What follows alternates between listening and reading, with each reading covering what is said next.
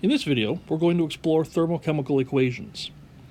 Every chemical reaction has some sort of associated energy change with it. We haven't necessarily looked at these energy changes specifically with the reactions, but that's what we can do with a thermochemical equation. Heat will be shown as part of the equation. In this example, we're simply taking carbon plus some oxygen in order to form CO2, and we can see that that formation also releases some energy as one of the products. So we can either write the equation like this, where we simply show the energy as a product. In this example, we're looking at the formation of carbon dioxide from its elements. We can see that when carbon dioxide is formed, we also have energy as one of our products. And so when 1 mole of carbon and 1 mole of O2 react to form 1 mole of carbon dioxide, we also gain 393.5 kilojoules of energy. This amount of energy formed is an extensive property. It will depend on the amount of reactants that we have.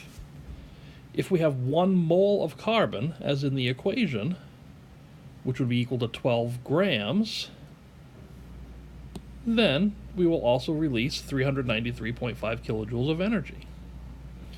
If we have 6 grams of carbon, only half a mole, we release 196.8 kilojoules. And if we have 0.1 moles of carbon, we would only release 39.4 kilojoules. Note that in this example, since energy is released, it is a product of the reaction. That means that the formation of CO2 is an exothermic reaction. Remember that in exothermic reactions, when energy is a product like this, our heat, our delta H, is actually negative, because we're always looking at delta H from the perspective of the system. In this case, the system is our reaction, which is releasing energy. So the overall energy state of the system is decreased, and therefore we get a negative number for our energy. Which means we can also write the reaction like this, where we don't necessarily list energy as a product, but we simply write out the reaction, and then we state that the delta H is our negative 393.5 kilojoules. And so we have two different ways that we can write out this reaction. We can either write it listing our energy as a product, or we write the reaction out and then state what our delta H is. Now, if we reversed this reaction, if instead we looked at the decomposition of carbon dioxide, then we see that that decomposition requires an input of energy in order to break down into carbon and oxygen. And so that input of energy going into our system, is endothermic, meaning our delta H is positive. Energy is going into our system. This is a very key point to thermochemical equations. If you reverse the reaction, so here we're going from the formation of carbon dioxide with a negative delta H to the reverse, which is the decomposition of carbon dioxide, that will have a positive delta H. The magnitude of H is exactly the same, but we reverse the sign when we reverse the reaction. And so when we're looking at the overall properties of a thermochemical equation, the sign of delta H will indicate the direction, or will indicate endothermic or exothermic. The magnitude will depend on the states of matter and the reactants and products and some of the properties that those have. The balanced equation, as always, represents the moles of reactants and products. And the quantity of energy that is actually transferred is proportional to the quantity of reactants that we have. And we'll look at some examples of that. When we're looking at thermochemical equations, it is okay for us to actually use fractions in our stoichiometry, which is different than we have looked at before. Let's take a look at what we mean by that. In this reaction, we're looking at the formation of NH3.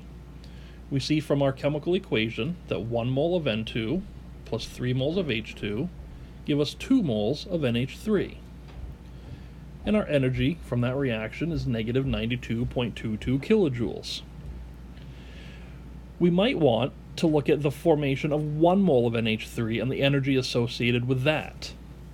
And so in that case, we would divide everything through by 2 in order to get to 1 mole of NH3. And so our actual thermochemical equation for the formation of 1 mole of NH3 would be 1/2 N2 plus 3/2 H2 reacts to yield 1 mole of NH3. And our H from that equation would then be half what our original energy was, for 46.11 kilojoules. And so the reason why we might want to do this is we want to know the energy associated with the formation of just 1 mole of NH3. And so we can rewrite our equation to reflect that. In this example, we want to look at the decomposition of 4 moles of NH3. And so we have 2 different things going on here.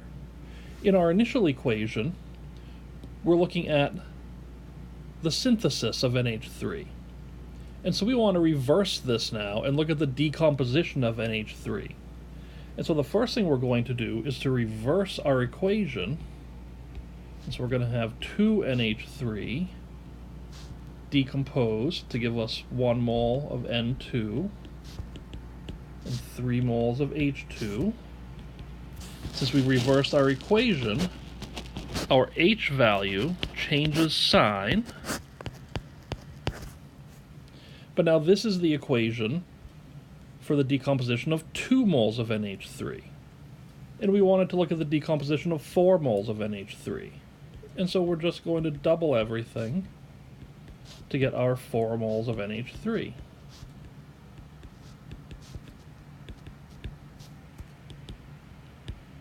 And now since we have doubled our equation, we need to double our H value to 184.44 kilojoules.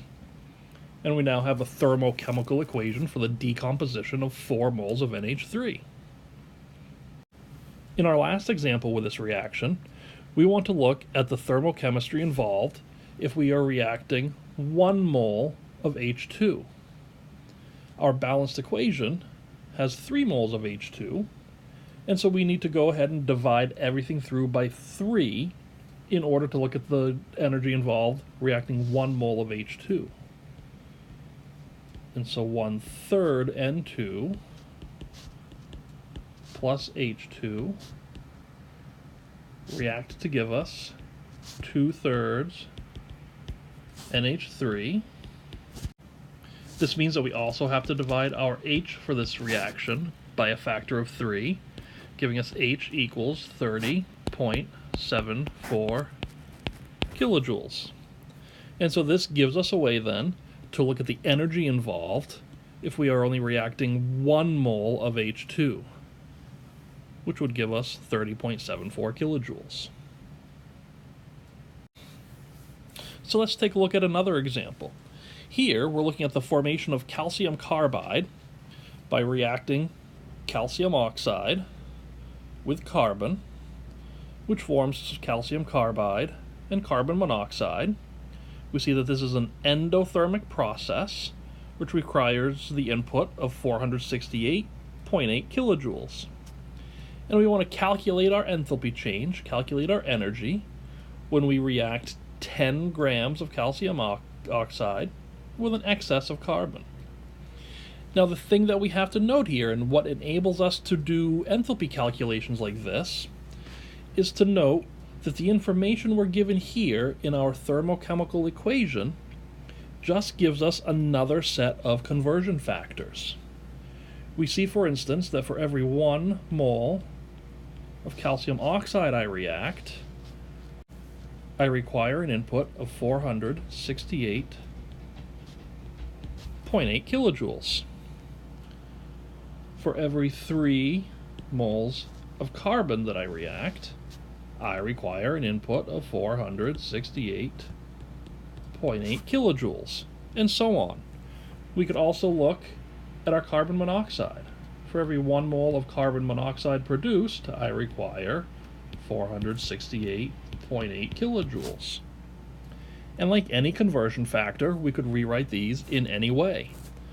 We could also say that I require 468.8 kilojoules per every 1 mole of calcium oxide, or 468.8 kilojoules per every 3 moles of carbon, and so on. And so it just provides us with other conversion factors that we can then use in dimensional analysis. And so here, we want to calculate our enthalpy change if we allow 10 grams of calcium oxide to react.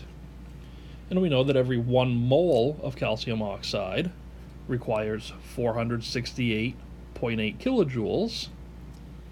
And so the first thing I have to do is convert my calcium oxide over to moles.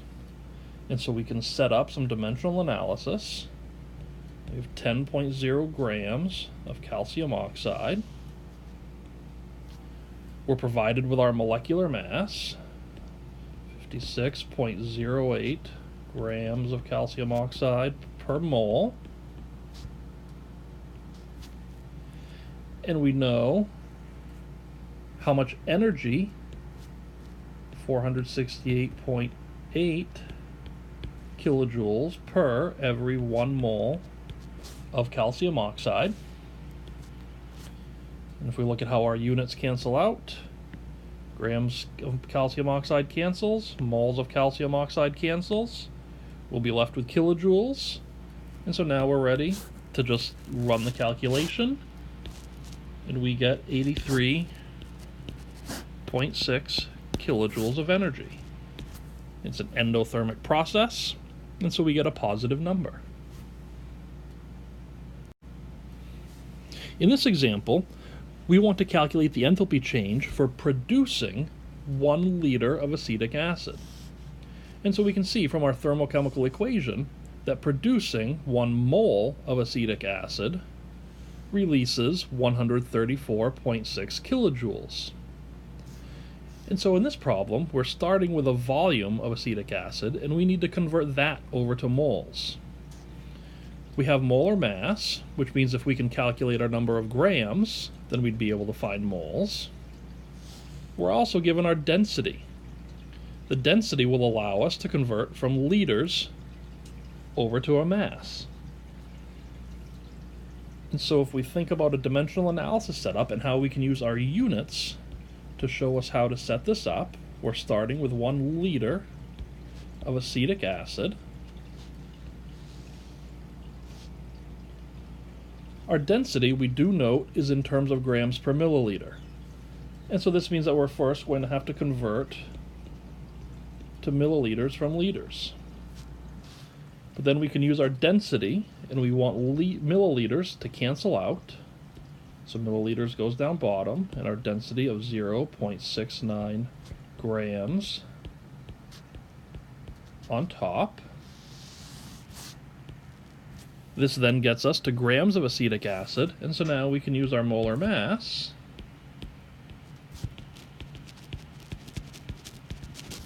to convert that to moles.